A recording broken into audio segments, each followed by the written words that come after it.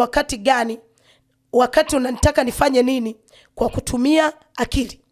Akili inahitajika kwenye ndoa. Akili inahitajika kwenye ndoa, na yapo maelekezo ambayo Mungu ametoa kwenye ndoa. Neno la Mungu linasema, enyi waume ishini na wanawake kwa akili. Haleluya. Unajua kuna akili ambayo kubwa Mungu ameiweka kwa mwanamke. Hii akili kubwa ambayo Mungu ameiweka kwa mwanamke, anataka mwanaume inavyofika naishi kwenye ndoa, aishi na mwanamke kwa akili. Lakini kuna wale ambao anatafsiri tofauti juu ya hilo neno. Anajua Mungu anaposema ishi na mwanamke kwa akili, anajua kuna baadhi ya vitu haitakiwi mwanamke amwambie. Anajua labda kuna baadhi ya vitu inatakiwa mwanamke amfiche. Kuna baadhi ya vitu inatakiwa mwanamke asimshirikishe. Haleluya. Hapana, unakuwa unatafsiri tofauti na neno. Mungu anakuwa amaanishi hivyo. Kitendo cha baadhi ya vitu kumficha mke wako, manake unakuwa unaiharibu ndoa yako kwa mikono yako mwenyewe.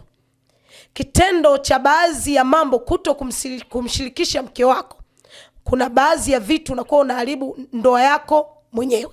Kwa hiyo Mungu anavyosema enyi waume ishini na wake zenu kwa akili, alikuwa amaanishi hivyo kwamba kuna baadhi ya vitu usimshirikishe. Alikuwa anamaanisha ishi kwa kumwelekeza mke wako.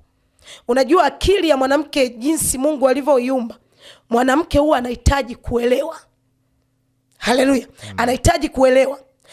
Anahitaji kuelewa. Utaweza kusema mbona huyu mwanamke mpelelezi sana, au ananichunguza sana.